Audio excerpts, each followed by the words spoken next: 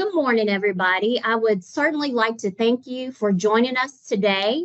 My name is Monica Higgins, and I am a Title I Part A as well as a Title I Part D program consultant. And I have been working with the Kentucky Department of Education for over 11 years. And during this webinar, we will take a look at the Title I Part D, Subpart 1 Performance Report in the Grant Management and Application Planning System, also known as GMAP. And if you have any questions or concerns, please insert them within the chat function. My colleague Wes Blake, and please wave Wes, is going to monitor the chat for me. And guys, please feel free to stop me at any point. If you are new to GMAP, this webinar will walk you through the basic navigation of the GMAP system in order to complete the performance report successfully. Now, to help with the broadband, I'm going to turn my camera off. And let me know if you guys can see my screen.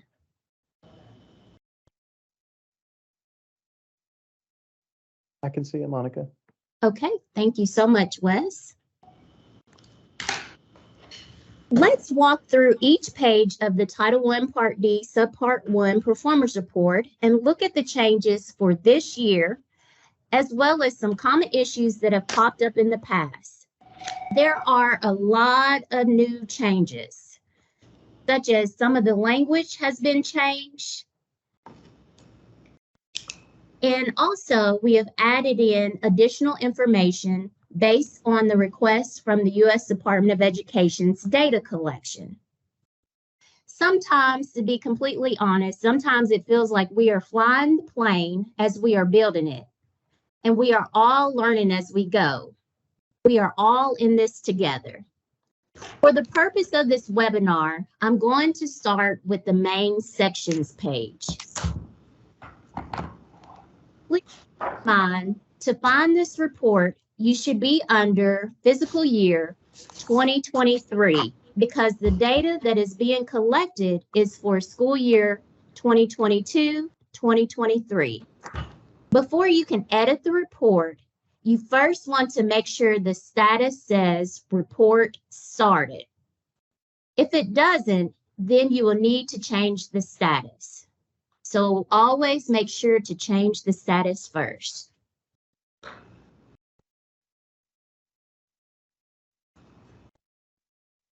Now let's look at the history log.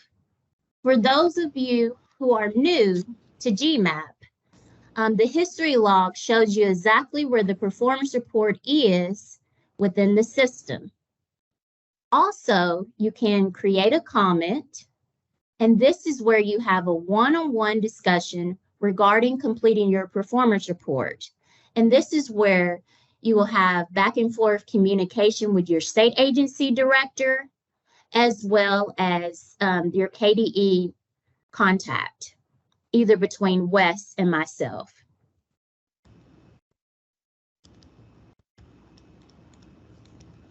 Also, you can add in, when you're ready, you can add in the contact information. So for today, Bobby LaFew, I'm going to put you on the spot. I'm going to use Boyle County Day Treatment Performance Report as an example, just because they were one of the very first ones to complete it. And we're going to go back to the main sections page, so always use your go-to button. The blue button, the go-to button, always use those. Okay, the first thing you want to do when you are on the main sections page, we talked about the history log as well as create a comment, and you can also add in your contact information. So we've already talked about those three areas. And now we're actually going to start discussing the performance report data.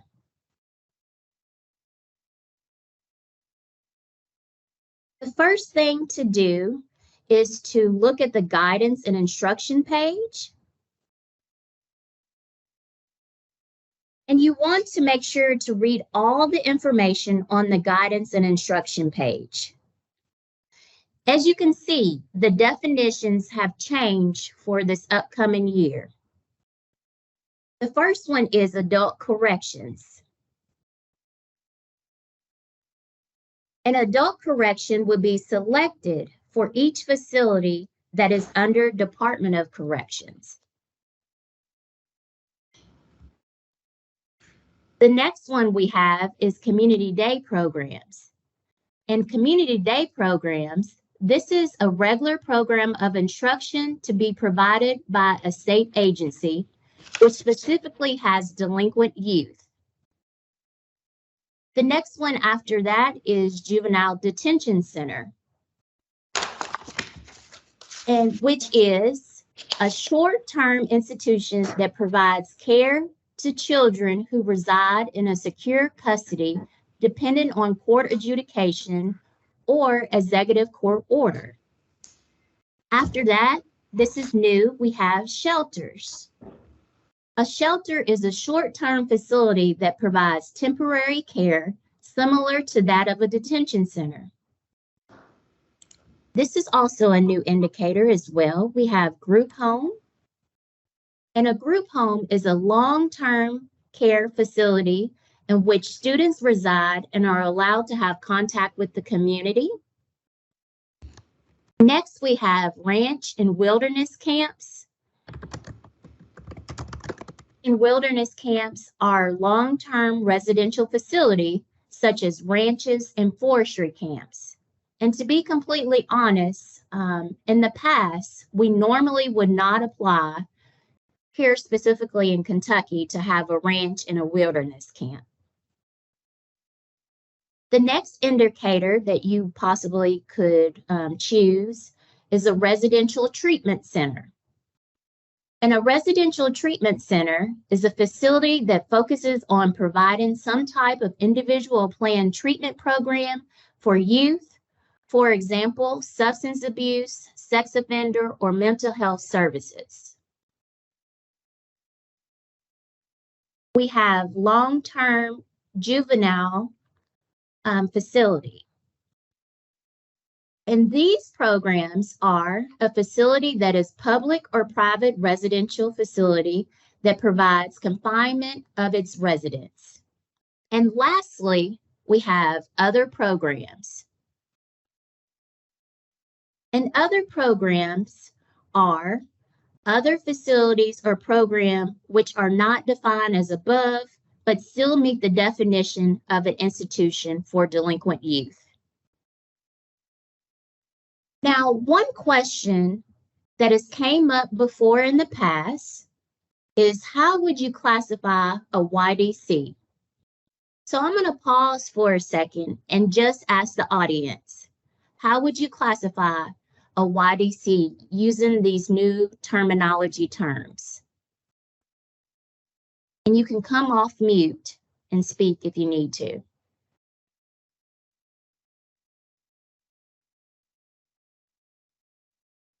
Long term.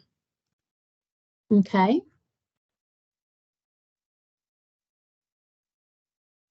Does anyone else? So it will be a long-term secure juvenile facility? Yes. Okay. Okay. So that was the question that was posed. A lot of times, I would say to help with the classification, I would recommend, because these are new definitions, to help with the classification, I would recommend researching your interagency agreement information. Also, you can contact your state agency directors such as Amber and Lachina to help you with your classification. And before I move on, are there any other questions before I move on based on the program guidance and instruction page? Monica, oh, this is Wes. One thing I would kind of add to the U.S. Department of Education put some notes down there as well. Like, for example, if you look at the residential treatment center, there's that last sentence that, the U.S. Department of Education, it just moved on me, hold on. Yeah, notes that it is unlikely that most treatment centers will meet the definition of an institution for delinquent children and youth. There's a couple, and then other programs, mentions that there's a couple other ones that mention that. So I just want to kind of draw that to people's attention as you're looking over those. Yes. So it is very important, and thank you, Wes, for pointing that out. It is very important that all of you completing the performance report pay close attention to these new definitions because the definitions have changed. We're going to move right along to the next page if there are no questions. And Wes, let me know if there are questions.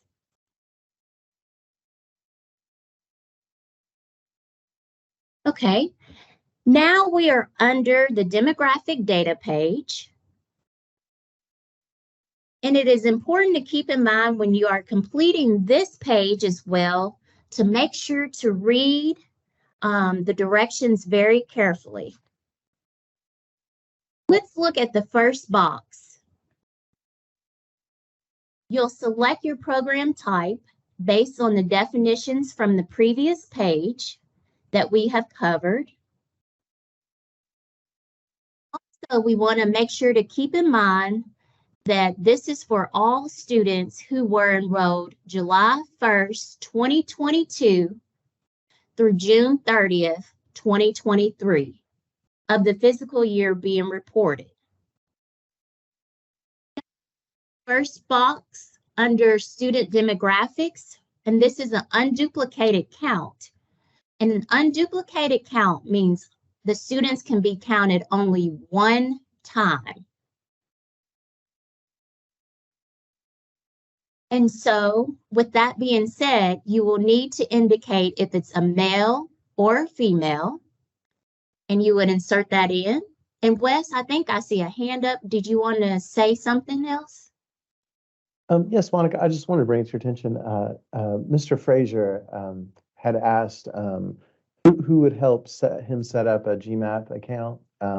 Is that something that's handled by the central office? And Lashina had said that she will take care of it, but just bring that to your attention. Yes, so that is a great point. So if you guys have any questions as far as the setup with GMAP, either Lachina Carruthers or Shannon Jett will help you to get set up as far as having access. And if you are a DOC institution, Amber or Karen will help you to get set up as far as having access. But great questions coming in, and thank you, Wes, for mentioning that.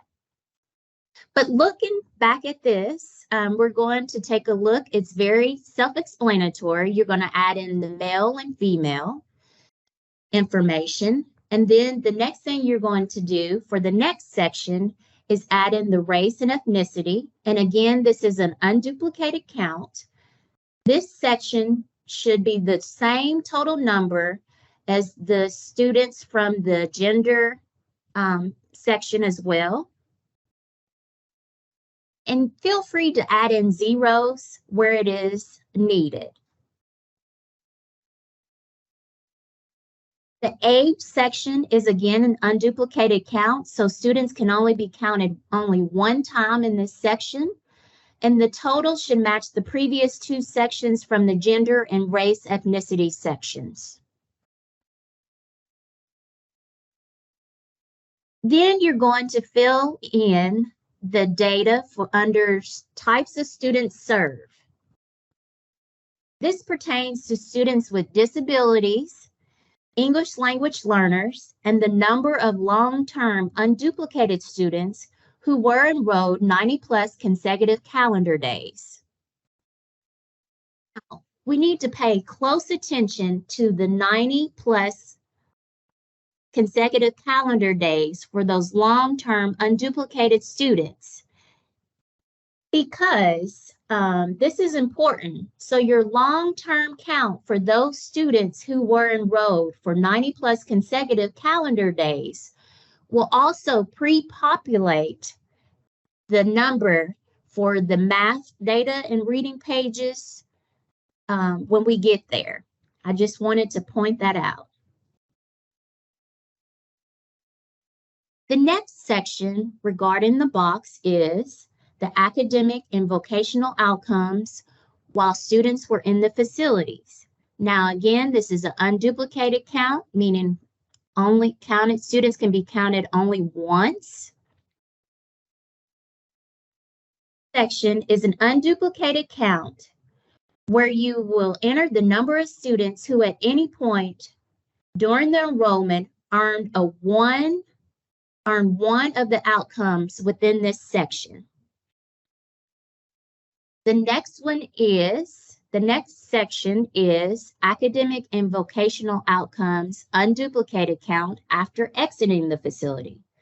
This again is an unduplicated count, and in this section, you will enter the number of students who, after exiting the facility within 90 calendar consecutive days, obtained the information within this section. Each student should be counted only once as enrolling in a local school once they have left the district or left the facility. So this is the after exit information. Now, it is very important that you pay close attention to these last two boxes because the next section is the average length of stay. And this is the same information as it was previously, but some of the verbiage has changed. Again,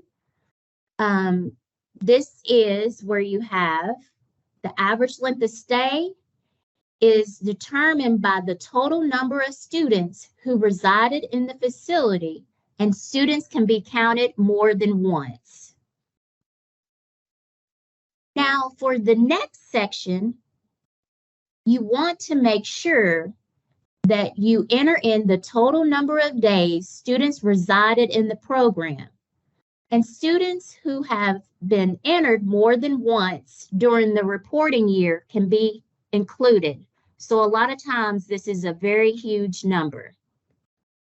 Now, based on what you input into GMAP, the system is going to pre-populate the average length of stay. Now, the last section is the average number of days served while receiving Title I Part D services. And this is a brand new section based on the criteria from the U.S. Department of Education. The average number of days served while receiving Title I Part D services. So now we are focused on looking at the services. Beforehand, we were focused on looking at the total number of days for students. Now the focus is services. I just wanted to point that out.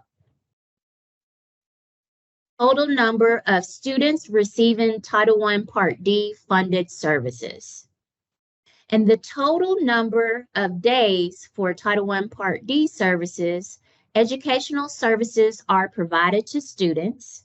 And again, the system, from the input from the previous two sections, the system will pre-populate the average number of days served while receiving Title I Part D services.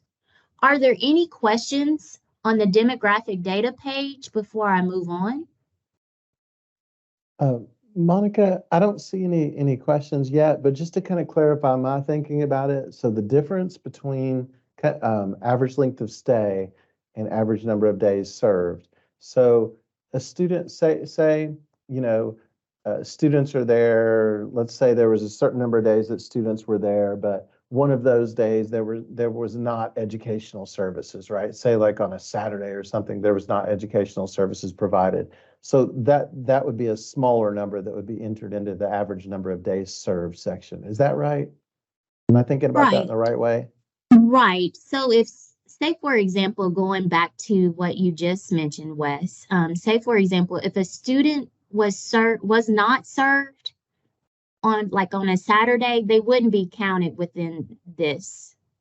Okay, gotcha. So I guess the total number of students might be the same, but the total number of days services were provided could possibly be different, right? Yes, yes. So there Okay. could be some differentiation between the two.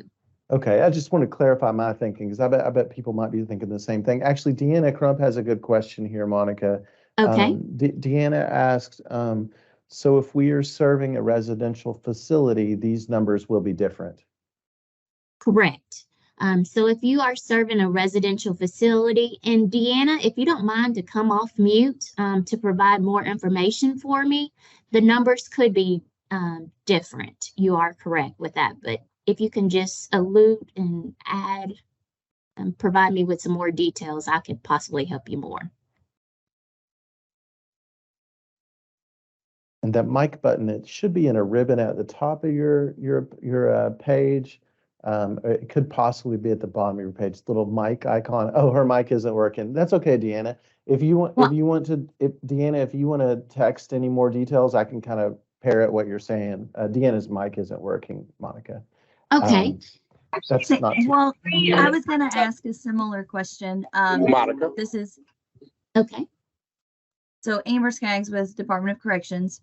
So obviously adult corrections, we are residential. So this could answer Deanna's question as well. So that's what I wanted to clarify, Wes. So now looking at the average length of stay section, because the terminology is resided in the facility, we're looking more at consecutive days, which would be Monday through Sunday, whereas looking at that new bottom section, it's days of services. So that would be a Monday through Friday.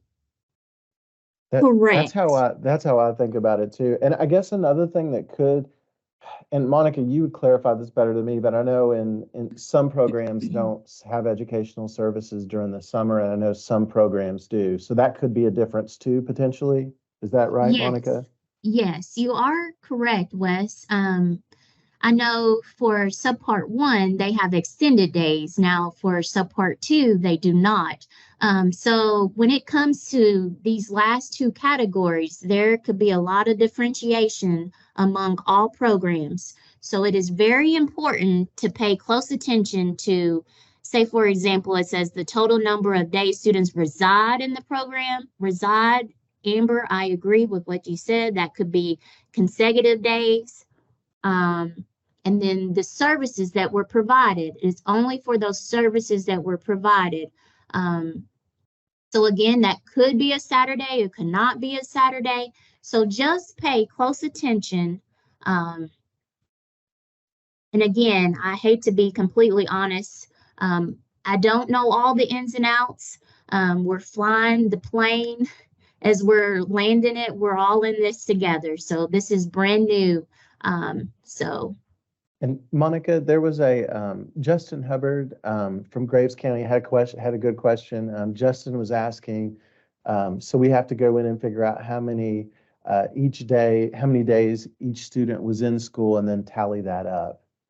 Yes, Justin, I hate to be the bearer of bad news, but that is correct. So you have to figure it out for each student and then tally up the total.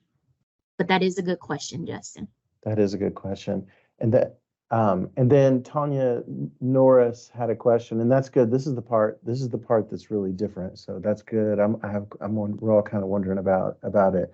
Tanya Norris had a good question, Monica. She said, I thought I heard Monica say that the field automatically generates based on the previous data input. I think that's there are some that do. I think, Monica, you were probably talking about the reading and math testing data populate based on the number of students that were 90 days or more.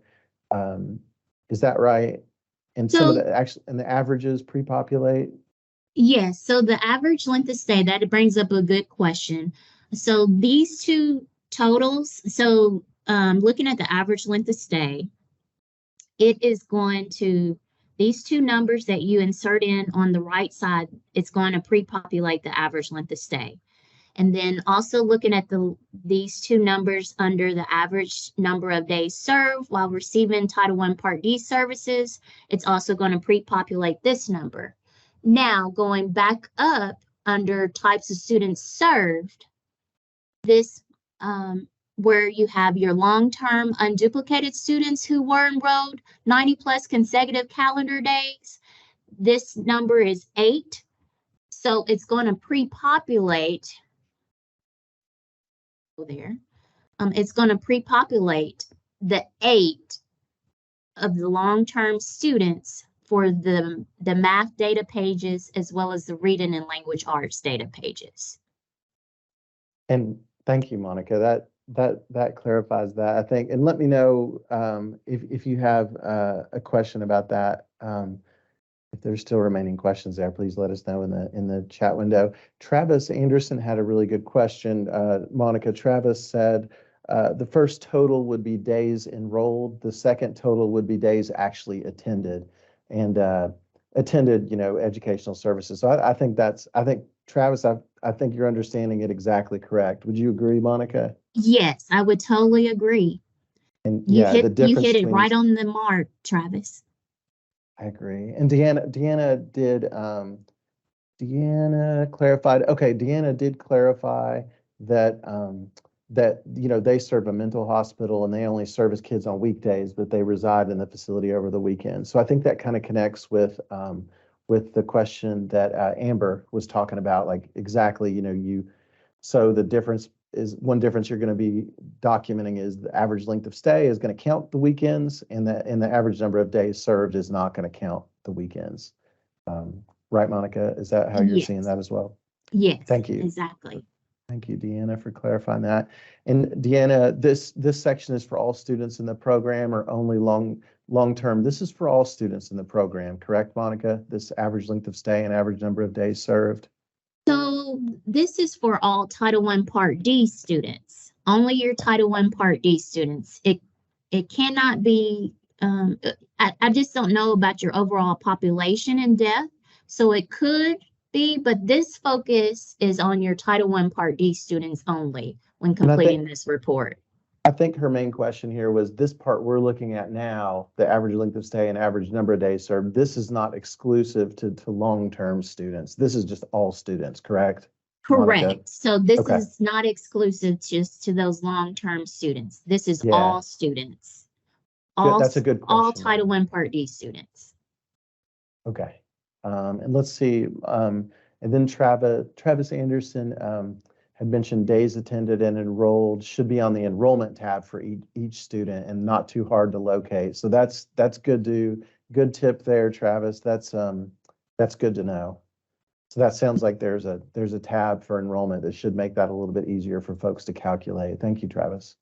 And then Mr. Frazier had asked, do we count weekends since they're at a YDC / long-term facility or just school days?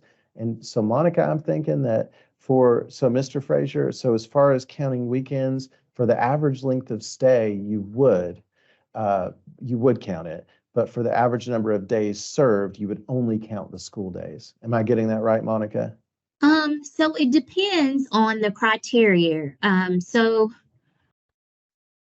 I guess that's a question we might have to talk about a little bit further, Dr. Frazier. I guess my overall question is, on the weekends, are students receiving, I know they're residing there in the program, but are they receiving services on the weekend, Title I Part D services on the weekend? Good question, Monica. So yeah, Mr. Frazier, if you could clarify that, I think the main, what Monica's saying is that if on the weekends they're getting educational services, you would count that. But if they're not getting educational services on the weekend, then you would not count those days. Is that right, Monica? Yes, that is correct. Good question. On the weekends, our students, they do some counseling and things like that have the counselors, but the school staff is not. We are not on, we are just here Monday through Friday, but they do have counseling services and things like that. So my thinking was probably Monday through Friday, but I just wanted clarification. Yes, with that being said, I would just think Monday through Friday. Not to say that it couldn't happen on the weekend, but we just want to make sure that they are receiving those Title I Part D educational services. Okay, thank you. You're welcome. And Monica, Dominic McCamish had a question, and they were looking at this document, a GMAP, and they weren't able to edit it currently. Is that correct at this time? And maybe Monica, do you want to maybe circle back and look at that account later, and Yeah. see if we have the right user access and those sorts of things? Yes, so what I would recommend for Dominic is to reach out to Lachina. There might be some issues with his user access. Dominic, we can definitely circle back with that, particularly after this webinar, and we'll certainly be sure to help you. Okay, and thank you for that. Thank you for that question, Dominic. Yeah, it's usually user access, but it sounds like Lashina and can probably help you make sure everything's set up there. And obviously reach out to Monica, right, if you all need help, if there's some glitch that we can help you with. And then Tammy had a good question. So not the days we had school, the total days each student was present. That's a good question. Monica, what are your thoughts there? So that is a good question. You stumped me on that one. I'm thinking if I could take a, I think I see how that would relate. So I guess first look at just the average length of stay. So for the average length of stay, it's the same as it's always been, right? So for that, it's just the days the student was present, right? But Tammy, when you're talking about, the total days, the total days we had school, basically, yes, for the next section, average number of days served while receiving Title I-D services, that's the part that basically, yeah, if the kid was there and the kid was, school was going on and they were present for it, yes, you would count them. That, I hope if I didn't answer that clearly enough, let me know, but I think that's the way to go. And Wes, if I'm not mistaken, I think she was trying to come off mute. Okay, I'm sorry. Well, I'm just thinking, because it says the total number of days the services were provided to students. I mean, we provide the services a certain number of days. So is that the number of days we have school, or do we need to count each kid got so many days of services and figure that out? So I'm thinking, good question. That makes more sense now. I'm thinking you will have to count each student that receives services.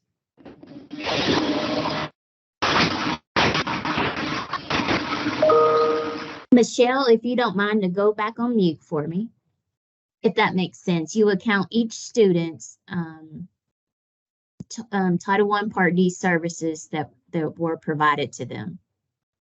Yes, thanks for clarifying that. I see exactly what you mean there. And I think Travis said there's a tab that can be helpful in tabulating that. So that might be something that would be helpful as you all are kind of calculating that.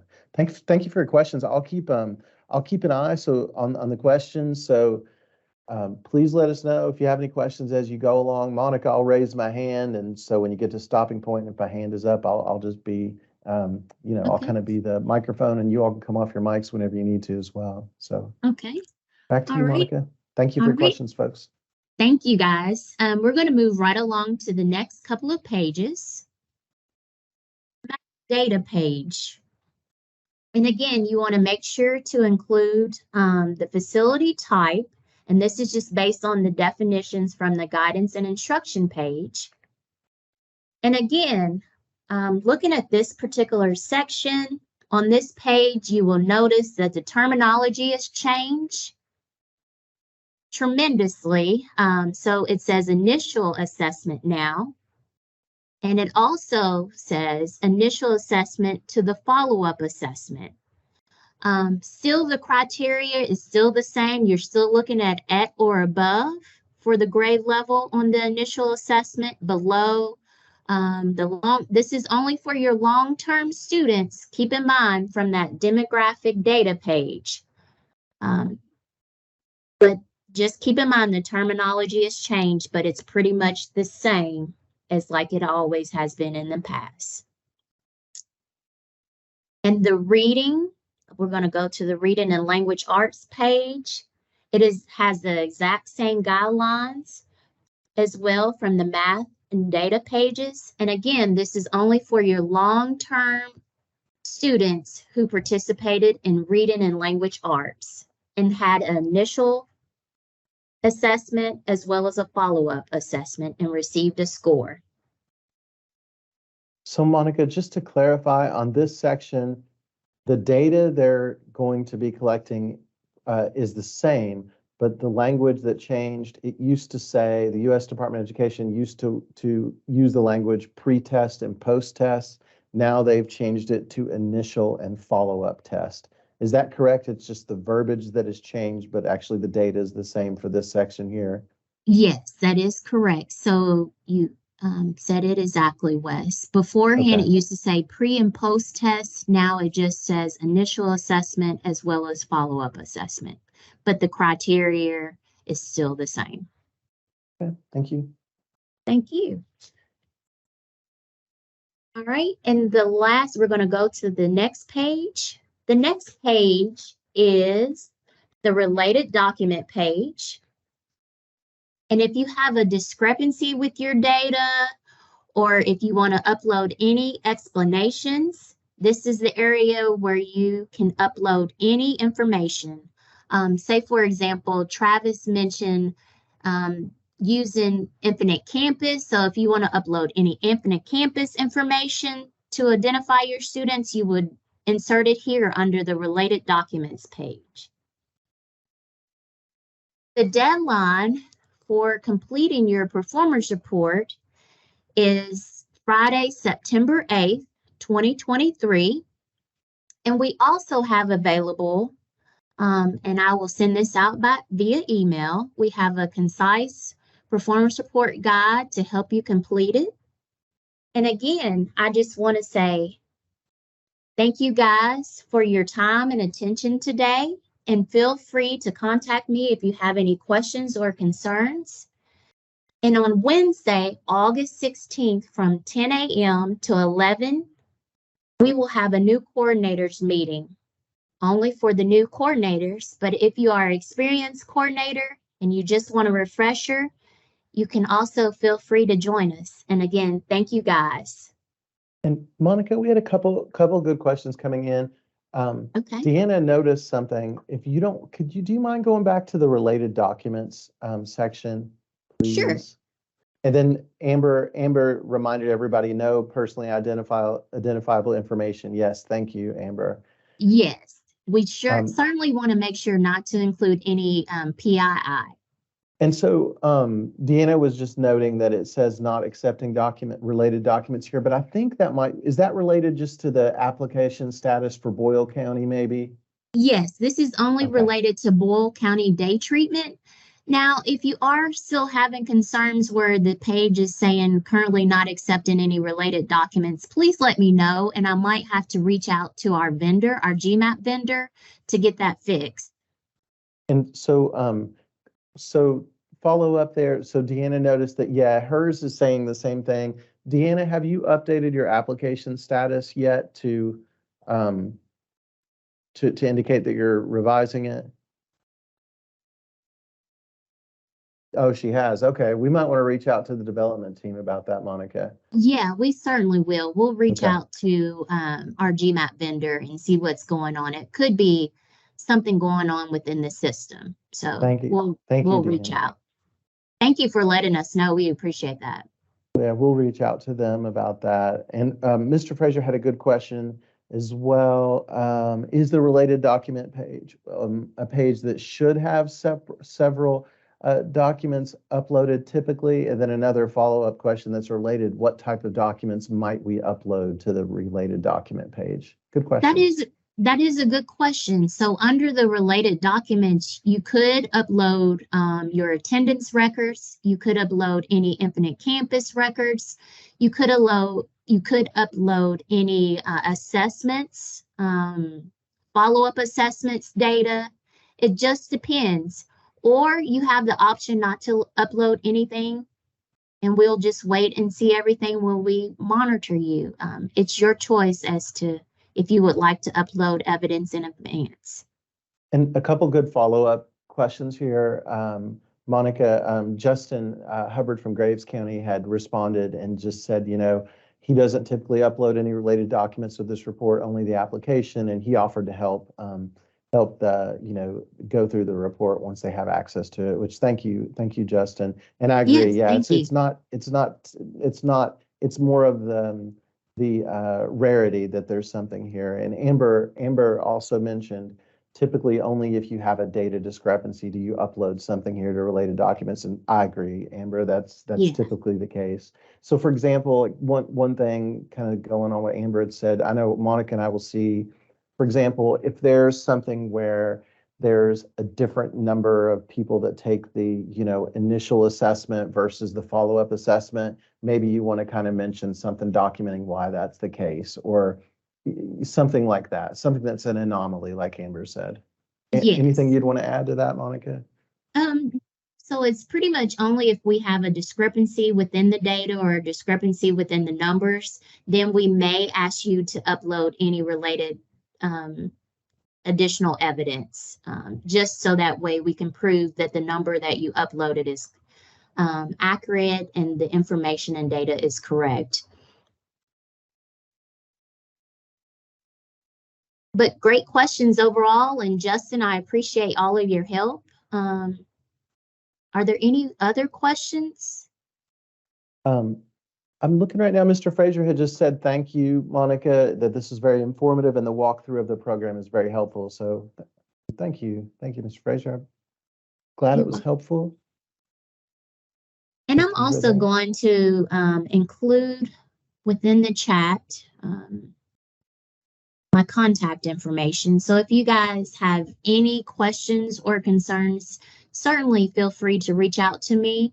And if you are a new coordinator, looking forward to seeing you on Wednesday, August the 16th at 10 a.m.